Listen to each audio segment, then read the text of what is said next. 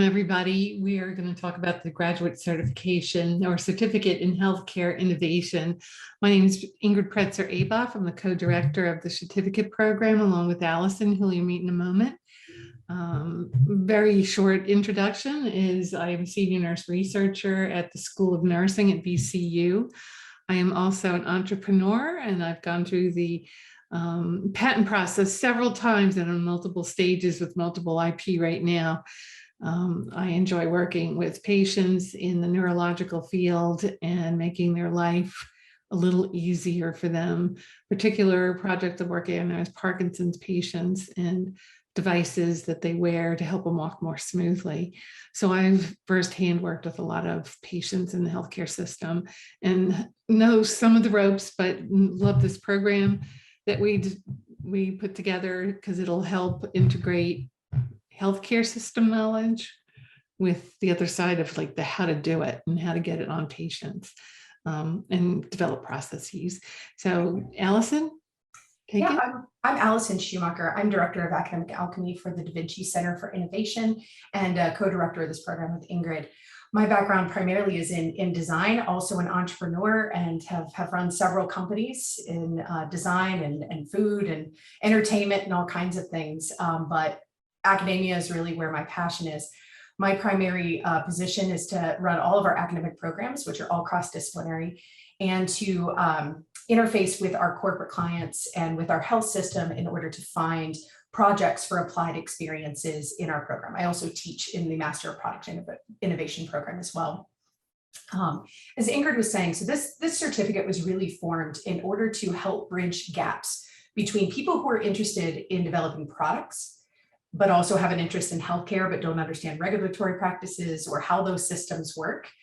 And folks who are in healthcare who are seeing the problems all around them and have ideas to solve them, but may not know how to implement a product, become an entrepreneur, create something patented, and then license it out, all kinds of things. So our goal here is to attract lots of different types of people in the effort to meet them where they are and be able to help them push in direction that they want to be able to go, help with the networking and connections all around. This is a 12 credit certificate, so not a full master's program, but it does provide the foundation for these ideas that we're talking about. I know, Ingrid, we usually talk a little bit about some of the examples of things that have been produced, either through your work as an entrepreneur or through our programs in the Master of Product Innovation program. And I specifically state the Master of Product Innovation program because it was part of the inspiration behind starting this program, because we were seeing a lot of healthcare products and a lot of interest in healthcare. And those currently are our examples. We've only graduated a couple students from this program since it started in fall of last year. So we're just hitting our 1-year anniversary. And so while we're building those other examples directly from the certificate, we have a few that are adjacent to it, but can give a little bit more context in terms of the types of things that people are creating. But Ingrid, do you want to pick one of yours and talk a little bit just kind of what the problem is and how you're solving it? Parkinson's patients. Like I said, I work with a lot of Parkinson's patients. There's about 1 million of them in the United States, 10 million worldwide that we know of. Have difficulty walking is one of their symptoms. It's devastating. Another symptom is tremors. Long story short, we had the thought of using vibration as a treatment for either tremor or for their walking patterns to make them more smooth so they could get from just one corner of the room to the other. Was in the literature for many years, and it was a clinical experience that was observed by physicians all over the world. But we went and took those ideas, and we tested it on people, and we've had a lot of success along the way. So it takes a lot of critical thinking. It takes a lot of really diving deep into see what the need is for the patients and what we can do and what the results are. So it's across the board. And then when we discovered something that's useful to bring it back, how do we bring it back to patients is where the rub came in. the real world. It's not just a research project for a course. This is something that affects people's lives in a big way. So that's where I wish we had the certificate program when I started, because I learned everything by hitting walls and boulders. Oh, okay, I need IP for that. Oh, okay, how do I get this into production? Oh, what do I need this first? Okay, so this is where everything like that is what you learn in this program. You would think 12 credits wasn't enough, but it's so tailored to needs, whether it's just grand, kind of you're interested in it, or you have a specific idea. This program is tailored very specifically to what you want to do. And I think that is unusual. And I think it is doable. We're watching it happen. Now, this doesn't have to be a product. This could be process. It could be a program in a healthcare system. It could be a product, absolutely. It could be in many different fields. Just anything that deals with patient care, safety, and quality, I think is the underlying commonality of what everybody has. And we're like thinkers. We think out of the box. And I've heard that, not just what I think, is I hear it from students all the time. So the product that we have now, I also own a company, which was something nurses would never think of doing when you go to nursing school, but I was kind of pushed into that, and I'm not regretting it, but I'm learning a lot from it. So it's a field that's necessary. It is. I mean, you said it, Allison. It's just something that it's been needed for so long. Well, I mean, Ingrid, that's an excellent example, especially from a senior nurse researcher. So someone who has an expertise in this field. And if I may, I'd like to provide an example of people coming in who have no experience in healthcare, but have found their way to success. And I'm gonna only do one, but I have so many. So at the end, if anybody has questions or would like to hear more, happy to. And for those who are tuning into the recording, if you want to reach out to me via email, we can set up a meeting, and happy to share some more examples. But the one that I primarily use is because it's pretty far away from most of what the students were studying previously. So this is in a course that I teach in the Master of Product Innovation program. Basically I had a cardiac surgeon who approached us. He had an idea to help prevent hematoma after the implantation of a pacemaker. So when you implant a pacemaker, there is a pouch or a slit cut into your pectoral muscle, and that's where the battery is placed. And about 2% of the time, that fills with blood and plasma after the surgery is complete. 2% in the medical field is a lot. And so basically it's just this ball of fluid. The current method of treating it is one of two things: either putting a 10 to 15 pound sandbag on the patient's chest, or taking a ball of gauze and just taping it down really hard on the person's chest. Well, who is primarily getting pacemakers, right? We have part of our older population that is getting these. So maybe have more sensitive or fragile skin, and also can develop pneumonia and various other symptoms if they have to sit for a couple of days with this thing with a 10 to 15 pound sandbag on their chest. So the cardiac surgeon invited my students, who were a graphic designer, a tourism and hospitality major, and a biomedical engineer who had not built any type of physical prototype in his life. So he brought him into the surgical room. They were able to see this. They were able to build a sensor that care providers pressed on to make sure it was the right amount of pressure. They confirmed 10 to 15 pounds is correct. They also disproved that the gauze effect, or that the gauze treatment does not apply hardly any pressure at all, and certainly not enough to prevent a hematoma. So the students ended up developing a shoulder brace that goes across the place where the incision is, and it attaches around your body. And then right over where the incision is, they placed an air bladder that uses the same kind of pump you would use to take blood pressure. And there's a little sensor there, and you can pump it up, and it shows 10 to 15 pounds of pressure. And now that patient can get up and walk around and move after this surgery and live somewhat of a normal life without having that added complication of pneumonia or readmission or a hematoma. Like I said, there's plenty more, but I'm going to bring up our slides. And so let me share screen real quick. And we're going to give you guys really the perks, the benefits of the program, and then take through all the details and that kind of stuff that everyone needs to know when they are applying to a graduate program, or the questions we get asked most often through our students. So let's let me move to the next one here. I have two screens up here, so I don't have to look to the side the whole time. I can look more in your direction. So recently, Ingrid and I have started to work through how do we build community amongst this cohort. Everybody can come from different places. We're about to move this program fully online as an option. You can attend in person or online. We have how do we bring people from very different backgrounds and very different parts of VCU and Virginia together into more of a community. And so we have decided we're going to hold some networking events. We just held our orientation last week, which is really, really fantastic, to introduce everyone to each other. And these are open to all of our alumni, any student who's ever been in the program. And the point is to continue to grow this family so we can make connections across years of people going into the program. And one way we're doing that is through our Miro board. So if you've never heard of Miro before, I suggest you look it up. It's MIRO, not Mural. That is a very different but similar type of software. But this is a board where people can make introductions of themselves, share things that they like, figure out what they have in common with other people, share contact information, find out about resources and various things on campus. And then they can also tap into our speaker series. So twice a semester, we're going to bring everybody together and bring in experts in the field. So either care providers who have been successful bringing products forward, or startup founders, medical startup founders, but people who have already kind of bridged these gaps and figured out how to operate within the product development space within healthcare.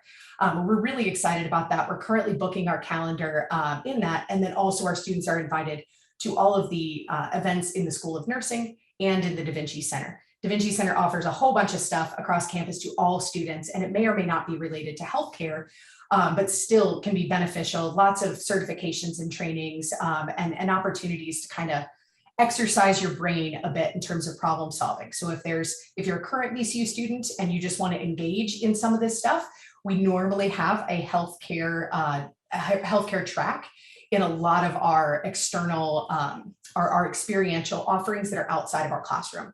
So by all means, you'll get this slide when you get the recording, and you'll be able to click on those links there and tap into some School of Nursing and Davinci Center events.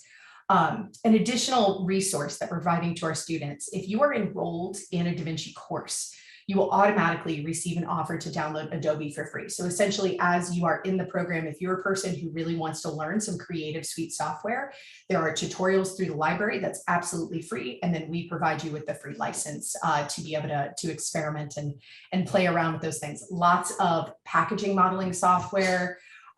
You can model products and all kinds of things in Adobe. All right, Ingrid, anything to add to that one? I just was going to ask you if I could get that Adobe also.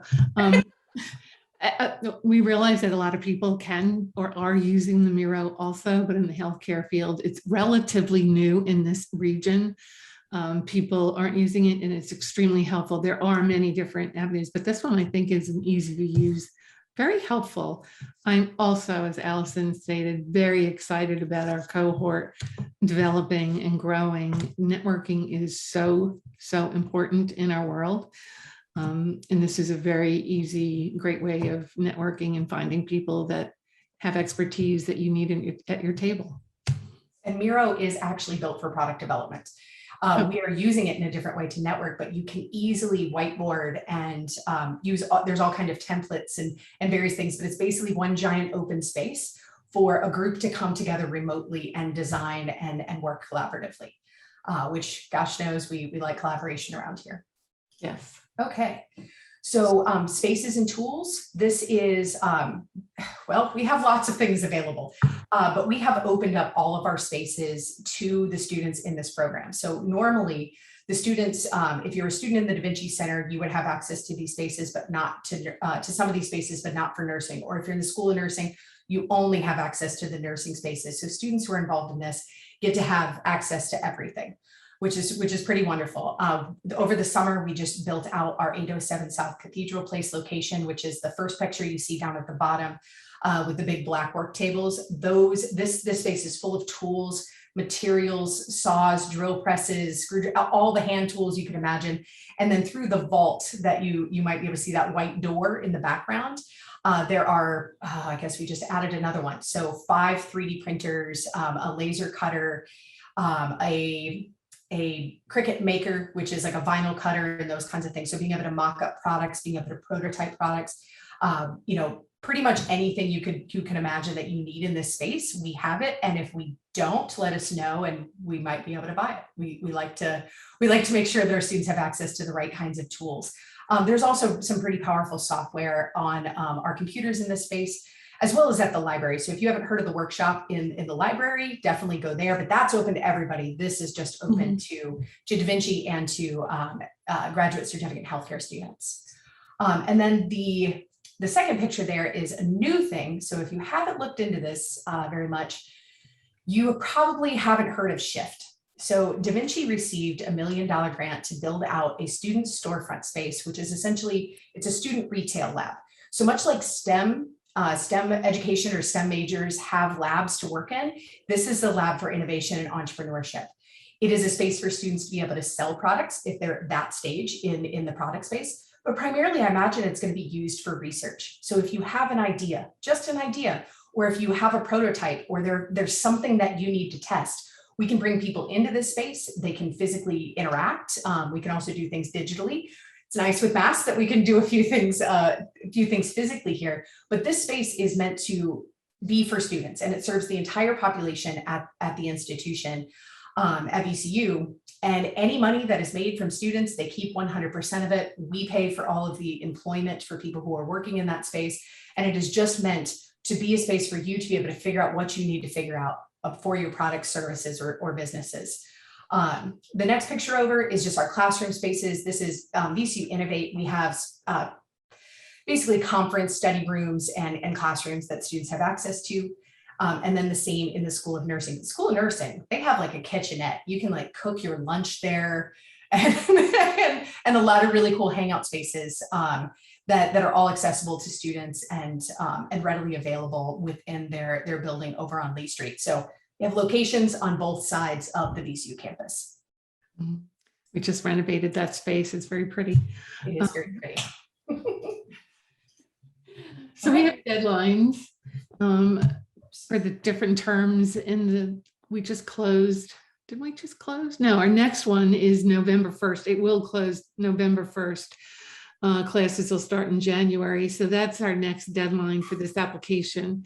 If you're interested, reach out, ask for help, and we'll try to get that help to you. It'll be both Allison and myself. And then April 30th and June 15th, we kind of have a rolling admission. It just keeps on going. But these are the deadlines to get into the start semester. That's last column.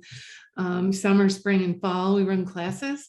There's, depending on what you want to take, though, depends on which classes you'll enroll in. So you might end up skipping one. You might take 2 courses in one semester. That is totally up to you. And a note on this, that November 1st deadline is one that we changed. So originally it is October 15th. And I think it's important to notice this because it does show up in our bulletin as October 15th. So you may see October 15th somewhere else, especially if you're looking at just different websites other than just the application. We officially changed it because that October 15th deadline sits right in the middle of graduate school week. So we didn't want people to have to submit their graduate applications when they might be looking at multiple programs to join into. So we went ahead and just gave people an extra couple of weeks so we can plan a little bit ahead and give people a little bit more time. Right. And the next slide will show you, if you take it part-time, it could take 1 to 2 years to complete the certificate. Nursing courses, so that you know, are offered online. They're asynchronous, meaning you participate at any time, but I will it's not a warning, it's just a heads up. They are interactive. It's not normal, just take it when you feel like it, or download everything on the same day and zoom through it, or weekend. It's very interactive. The Davinci courses are scheduled after 5 o'clock. Allison will give you more update on that because some of those courses may be online. The spring deadline again is November 1st, and you apply through the VCU graduate school. 6 credit, it's a 12 credit graduate certificate. You can take more if you'd like. And I think some people are doing that. 6 credits from VCU School of Nursing's leadership program, which is not just nursing leadership, it's interdisciplinary in the healthcare system. and 6 credits from the Davinci Center's Masters of Product Innovation program. So Allison will tell you more about the Masters or the MPI for short. Did you want to say something about the courses coming up in Chev approvals? Yeah, absolutely. So we today we went through the review for the last approval to allow for a fully online modality for this program, meaning that you would be able to take all of your courses online starting in fall of 2022. You would never have to come in person to campus, and this is an effort to be able to extend this nationally, expand your networks and those kinds of things in the program as well. Remind you, if you were to start in the spring and you decided you wanted to take one of the asynchronous nursing courses, you could do that, and you could take courses with Davinci in the summer online. Most of our courses are offered online in the summer, and then by that point, our first full-time course will be ready to be online that fall. Now, I say this with a caveat.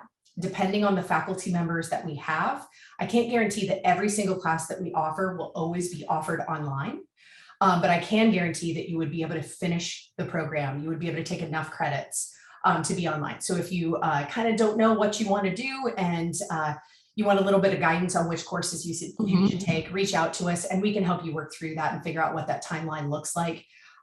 No problem to help map that out. All right. Good. All right. So requirements, you need a bachelor's degree from an accredited college or university, a GPA of 3.0 or higher on a 4.0 scale, but we're going to tell you right off the bat is that we do make exceptions for this. It's made on a holistic review of the person, yourselves, of each applicant, because we don't believe that the GPA, a lot of programs don't believe the GPA is going to make or break a specific product or project that you're working on within this program. So we do make exceptions. Don't let that bother you. GRE, GMATs, MCAT scores are not required for this program at all. However, if you are a non-native English speaker and you have not been previously awarded an undergrad degree taught in English from a university in the United States, you'll need to provide evidence of one of the following: a TOEFL score of over 100 or higher, IELTS, I don't know if there's another way to say that word. IELTS, I think it's pronounced IELTS. Thank you. 6.5 or higher, and a passing score on the VCU English Language Program Comprehensive Test. So again, those are pretty straightforward. Some of the School of Nursing courses we have, I just want to describe them to you briefly. Thing up here. Okay, so there are 3. We don't have as many as the Davinci courses. We're very prescribed because it's nursing and it's a service, but the nursing school and the leadership program do have very applicable and very important courses, which is why we require 6 credits. So you have a choice of 3 courses. Holistic Leadership in Nursing Care Delivery is taught by Dr. Michael Bly. He's a senior professor and director of the Langston Center, Innovation and Quality and Safety.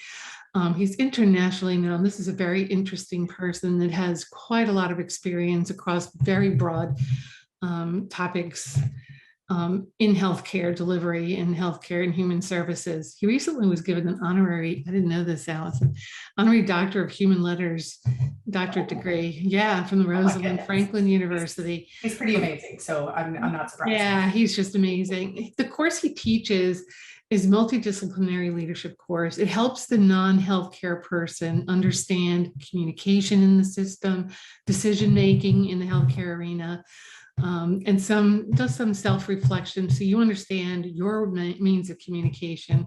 It's very interactive. It is an asynchronous course. The second course is 517.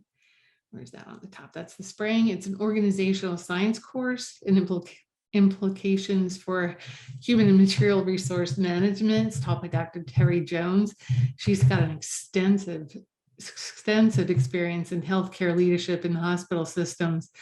Her depth and breadth of knowledge is astounding. She's forward thinking and she's quite brilliant. She doesn't mind challenging students and doesn't mind being challenged either. So this course reviews healthcare through the lens of business, the good, the bad, and the ugly, she likes to say. She's very honest. Important topics like organizational science, the culture, supply chain topics, and technology and healthcare systems, and introducing such things, the complexity of the teams. Those are all important things. And she said to make sure that I let you know that project and resource managers absolutely need to take her course. The nursing third one is 603, Improvement Science and Outcomes Management. I'm sorry, I don't know who's teaching that course. It's taught usually in the summer. So they identify the needs in the healthcare system to improve quality and safety across healthcare continuum and how to solve these problems. So it's similar to design thinking, but it's within the healthcare system arena. So change is a topic, plans, testing of this change, implementation cycles, dealing with quality indicators, dealing with the data, the big data. Change can be patient or it can be through the providers, programs, systems, product information. So it's very applicable to this series of courses available to the innovation certificate program. So all three of these courses, we can help you sift through which ones might be the most interesting for you. You only need 2 of the 3, or you could take all 3. If you're in the nursing leadership program, organizational science program, NLOS, and you're already in that program, then you would use these as some electives, and some of these are required of you anyway. You would only need to take 2 courses in, I dare you to only take 2 courses, Davinci program system. So now I'm going to pass it now on to Allison, who's going to talk about those courses. And I want to take all of these. I'm right. I mean, I know I helped develop them and I want to take all of them. I think your summer teacher was Dr. Jones. Thank you. I wasn't sure she taught 2 of the. That's okay. It's you know, it's been a long 18 months. We all, some things are going to escape our brains, right? So for the Davinci courses, I'm going to focus. I have another slide going over the 691 courses, so I'm going to skip over them on this one, but I'll explain them a little bit more in the next one. But we do tend to offer. We just started offering, I guess I should say, variable credit topics courses that are all open to this particular program. We used to only offer them in the summer, and now we are offering them every semester. It's just the types of topics will vary greatly. So speaking of Davinci courses, spring of 2022, this is 651 is the first half of our capstone course. So it is taken alongside all of our Master of Product Innovation students. And this is intended for anyone who already has a product in mind. It can still be a really early stage idea, and we help you develop, well, one, validate that that idea will in fact help other people or actually fulfill a need, and then start working it as fast as we can towards a stage of commercialization. Most of the time, commercialization doesn't happen beyond like a Kickstarter campaign in a 15-week semester, but you can probably understand why. 15 weeks is a pretty short period of time to go from idea all the way through an actual product and launching. So this course really, if you already have an idea in mind, would be great for spring. If not, you may want to take one of our other courses or start in nursing and then figure out what that product might be to be able to take this class. Now, mind you, that one class fulfills all 6 credits that you would need in order to fulfill the certificate. It is a capstone course, so it tends to be a higher credit level. For summer of 2022, we offer quite a few things, but one of the most exciting things that we do, and I cannot wait to get back to it, is the Inno600 Integrative Design Studio. This course is normally fulfilled through a trip to the European Innovation Academy for 3 weeks, either in Italy or in Portugal. So it is a study abroad experience. And mind you, during COVID, we have offered alternative courses for our students to take to be able to fulfill and meet some of those course objectives and those kinds of things. But I don't think will ever be fulfilled in the same way as it is with the European Innovation Academy. So that is a program where you go from idea to startup in about 3 weeks. You're working with people, at least 4 other people from different countries. There are about 65 different nationalities who come to this thing. All come together, form ideas, and then you get to see the entire the entire span of product development, going from idea all the way to pitching to investors, including marketing and all kinds of stuff. You prototype, you test, and it all happens very quickly. We like to call it the fire hose effect of innovation and entrepreneurship, in that we just throw as much information as we can at you and see what sticks, and then come back into our other courses and really go into depth, at least for the Master of Product Innovation program. But if you just really want to know what the scope of this work looks like in a very short period of time, and just, happen to get to go to another country to do it, that this is a really great option for students in this program. And with that, Davinci, if you're part of the master's program, we pay for both your ticket and your accommodations. But if you're part of this program, we do pay the approximate like €900 for your 3-week accommodations. So there is some cost in terms of flight and actual like program stuff to it, but a really incredible opportunity with that particular course. And then in the fall, this one, so the NO502 course is the one that is being prepared now. We're building that online content. This course will be taught in fall of 2022 online and in person. So our Master of Product Innovation students will most likely take the in-person one, and then our healthcare innovation students can choose which one they want to take. And so there will be 2 sections of it. This course is really looking at how does innovation work through the business lens, through the business perspective. How do you know how you're building value? How do you know that you're going to be able to go out, to an investor, be able to pitch for money and know that you have created real value and you have all of the data you need to be able to support that particular idea. Now, this course interacts with my 590 course. You'll see the third one down under fall is a course that I teach, which is a project course. And it's bringing students from arts, business, engineering, humanities, healthcare, all over the place to work on projects that are coming from the outside. So we may get them from our healthcare system, like we're working on some now. We may work with, the McKessons of the world, or the Pfizers, or Capital One, lots of different opportunities, but you get to dive deep into solving a product innovation problem for a real sponsor. And you are interacting with them as any professional would as a consultant, and giving recommendations on what they should do going forward. You do all the primary and secondary research with it, and you do it in a cross-disciplinary way. Super fun class. Probably one of the most challenging classes that we offer in the MPI. But this course is not listed in the curriculum that you will see in our bulletin or online. This one is with permission. It's because we absolutely want to welcome healthcare students into NO590. But if we have open registration in this course, that means I have to go out and find all extra projects for all the people who come in, right? So we find people in what they really want to accomplish and learn.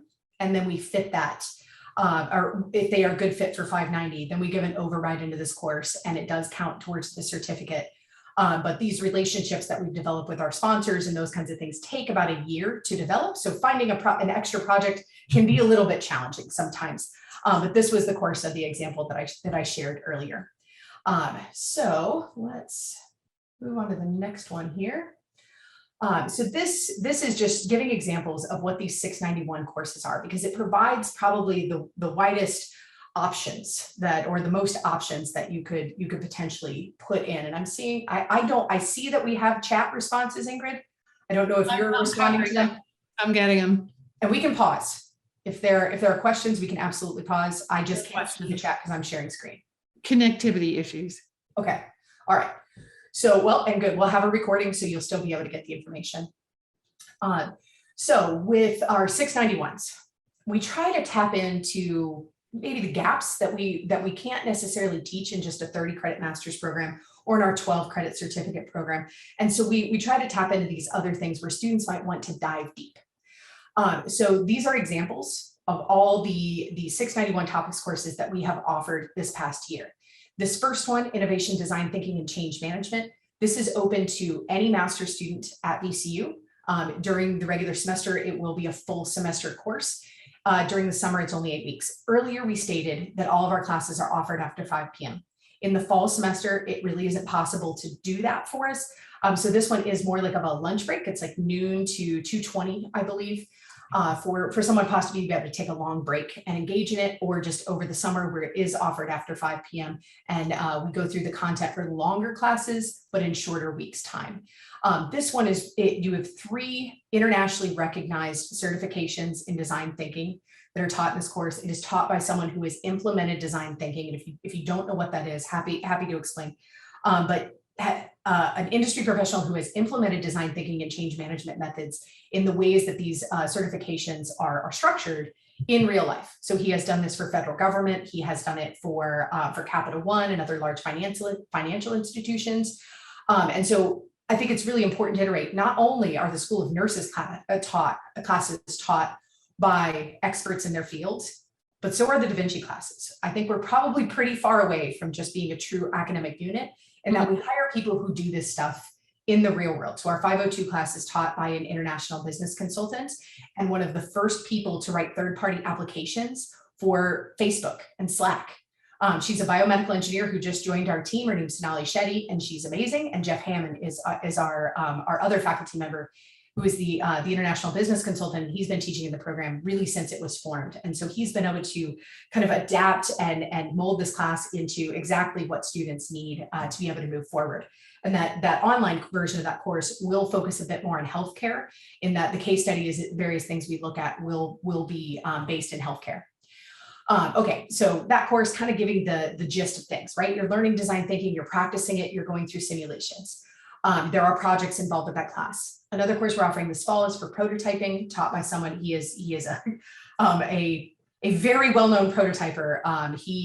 He kind of just does this for a lot of different people, but he loves teaching prototyping. This is an online course that we're trying out this fall, specifically focusing on how do you do the prototyping part of design thinking, and then how do you formulate really good tests to know whether or not your prototype was successful or not.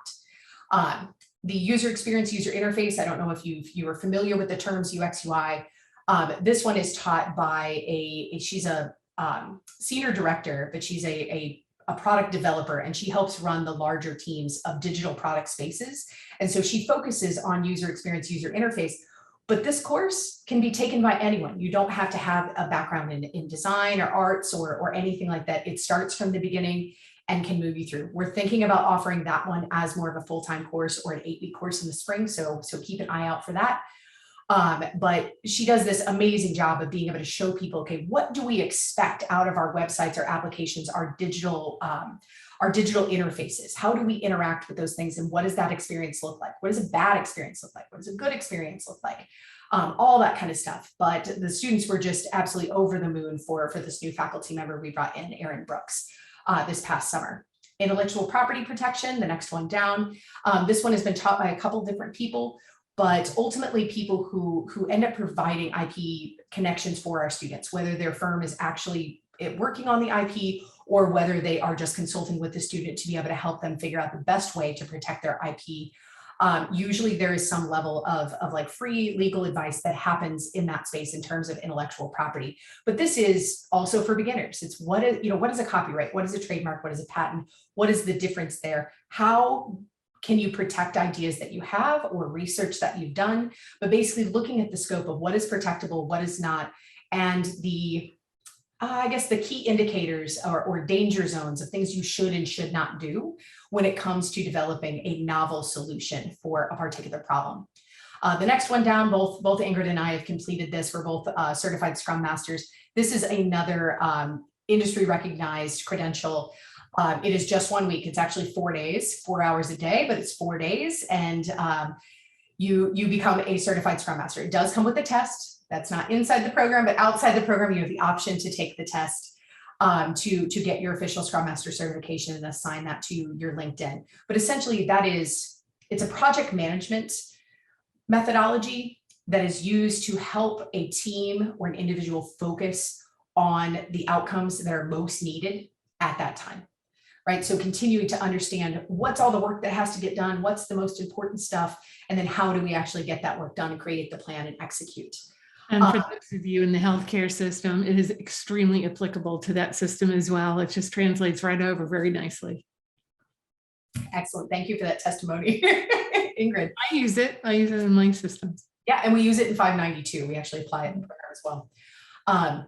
The last one here, user-based research. So if you're a person who is not used to doing primary research, especially it's primarily qualitative because you're talking about people here, understanding what people actually desire, what they do not desire, but going beyond what they tell you. Because a lot of people will tell you what you want to hear, but can't necessarily articulate exactly what they need. And so we get past that initial barrier of someone like, oh yeah, I want that because you're asking me about it now, to how do we actually get them to turn it over into being a customer or purchasing a product, or engaging in a nonprofit, or whatever that space looks like in terms of what it is that you're trying to do. How do we change the words to behavior? And so that's what that focuses on as well. And again, all of these faculty members in these spaces, they will always be professionals who work in these spaces, even if the faculty change every once in a while. Because when you hire entrepreneurs and people who do this stuff professionally, their schedules fill up pretty quickly, and sometimes it's a challenge to bring them in. But a good thing our network is far and wide. Okay, and two, if you want to see some other full descriptions, you can go to the link down there at the bottom. We do every semester when we do 691s, we post them publicly, so anyone who wants to engage with them can. All right, the next one. Okay, I got to keep on talking here. So tuition, this one gets a little tricky, but we just want to be straightforward about this. So basically your tuition depends on the program you're enrolled in. So if you are a graduate certificate healthcare student, and that is the only academic program you are a part of, you belong to the School of Nursing and you pay standard graduate tuition rates, which are listed there, $701 for in-state, $1442 for out-of-state. If you are enrolled in the School of Nursing master's program and you're part of the certificate, same thing applies. But let's say you are a School of Business student, you're getting your master's, your MBA, and you also want to engage in the certificate, well, then you technically belong to the School of Business and you pay their tuition rates. But if you are a Master of Product Innovation student, you actually don't pay anything beyond what is required for the program. Now there's some fine print there in terms of what electives you decide to take. But ultimately, if you take the nursing classes as your 6 credits of electives in the Master of Product Innovation program, it doesn't cost you anything additional to what you would already pay for the MPI program. But there's ways to go see this. You can go look at the tuition and fees calculator to kind of figure that out if cost is a concern. Let's see. All right, next one here. Did I miss anything there, Ingrid? No. Okay, so financial aid and scholarships. So the School of Nursing is working on making some scholarships available. They're always available to students who are in the master's programs within the School of Nursing. And the Davinci Center we provide, most of the time, we provide scholarships to our Master of Product Innovation students. So this past year, we understand that COVID caused a major financial burden on a lot of our candidates for that program. And so we offered $5,000 scholarships to every single student who we accepted into the program. It's just, it's not a ton of money, but it's something to be able to help provide and relieve that financial burden. Not certain if we will be able to do that next year. That was made possible by a very generous donation. And we are always looking for new scholarships and means to fund our students. And we do have full-time scholarships that do provide tuition support and stipends as well. The financial aid and loans, again, if you will feel the need to take out loans to be able to pursue a program like this, the great thing is if you're coming from undergrad, it's important to point out, you do not have to be enrolled as a full-time student in order to receive federal financial aid for a program like this. You just have to be enrolled in at least 5 credits. So we have plenty of credits offered each semester to make that possible. You might finish in 2 semesters, or you might choose to take more than 12 credits to finish out this program. If you would prefer personal loans as opposed to federal loans, Elm Select is the group that VCU recommends for that. They coordinate directly with VCU to make sure that the funds are put into your account. And then graduate assistantships, these are great ways to find tuition support and stipends around campus. So like I said, Davinci has a couple, but there are tons available in lots of other programs around campus on both sides, on the medical and the regular campus. And if you search VCU job boards, you should be able to find that. I think, what is it? Higher Rams is the VCU job board that these are being posted on now. And there are plenty of students in our other programs at Davinci who find these And it can provide $25,000 or more to help out with, various different kinds of master's education. So some great opportunities there. All right. So what do you need to do and submit by November 1st? Yep. Change the date on you, I'm sorry. Is the application form and the application fee. And again, it was just mentioned that fee waivers, I think you just mentioned this, Allison, for the spring 2021, we still have fee waivers available. We can offer that. If the $70 is really a barrier for you to be able to apply to the program, we can absolutely give you a code to waive that application fee. Okay, so we need 3 references submitted, letters of recommendation, professional and or academic. We'll schedule a interview if we have 2, but we have to have all 3 of them in the system before we can accept.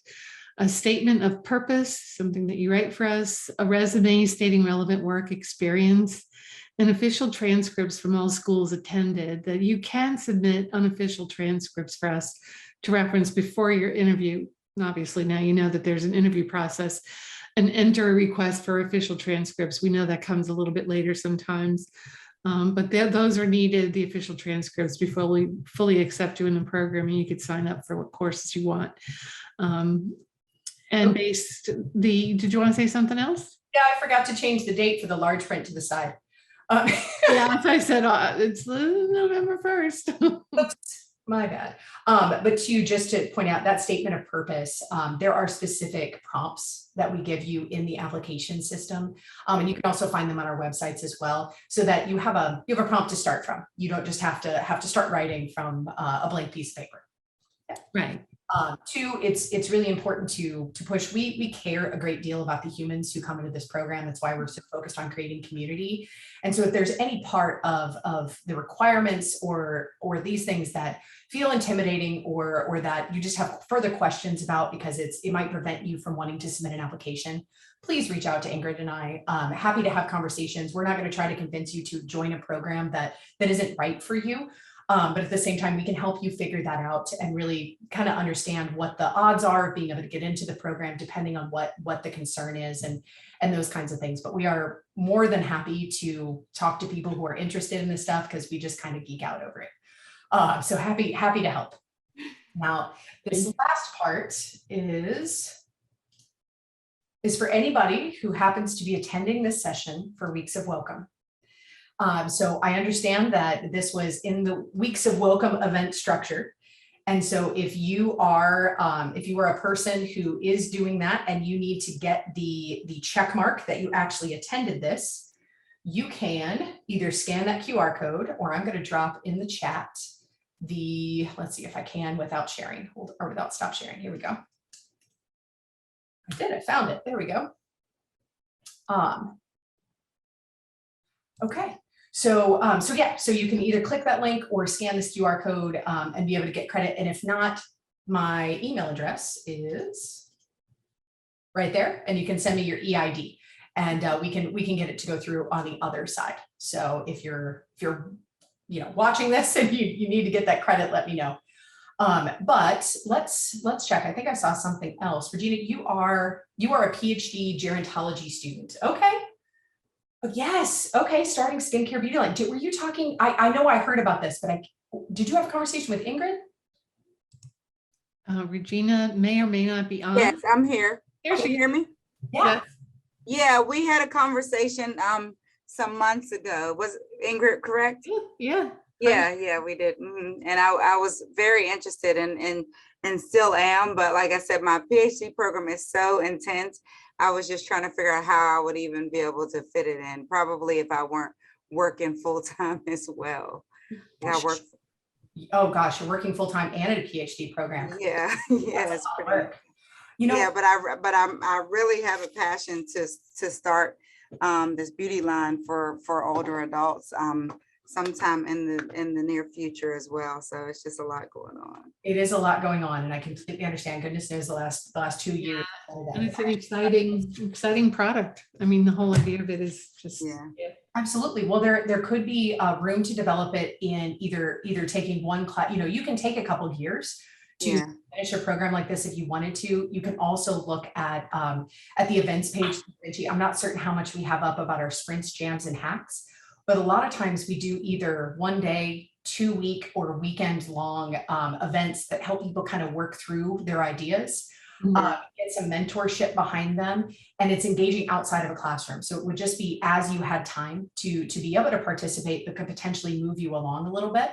Yeah. And then 2, if you want to start doing some research and those kinds of things and want to bring an audience in, you're still a student at VCU, and so the student storefront could be a space for you to be able to work with that. Yeah. Regina, that's a really nice thought for what you're working on. Yeah, totally.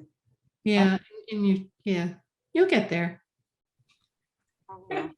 Believe it or not, PhDs do end. There's an end point to the degree. Yeah, and I'm basing my research on it as well, like ageism in the health and beauty industry. Yeah, so that's sort of where my idea came in. Excellent. That's exciting. If nothing else, let's try to keep talking. If this Yes, is I would love to stay in touch. then we'll figure out where we can still help. Sure. Thank you so much.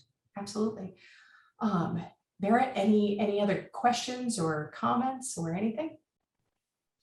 Yeah, I mean, I probably more of an offline conversation, but yeah, I do just transitioning life, but I can send you an email, or maybe we can get up on the phone soon. Yeah, let's do that. I love it. This is just fantastic stuff y'all are doing. I really commend you in putting this thing together. It's awesome. Thank you. Thank you for sitting through all of that information. That was a lot. It was great. But everyone needs it, and it helps, fulfill this need in a little bit more personal way than just doing it through email or a website. Right. But yeah, so if anyone has questions, if you're seeing this recording and you have questions, please reach out to these email addresses that we have up here. Again, happy to have conversations or answer questions at whatever stage you're at. And we will be doing more info sessions in the future. So check out our websites and stay tuned for that if you can join us next time. All right. Nice to meet you all, and you know how to reach us. Yeah. We're here. Yeah, thank you all. Bye-bye. Once again.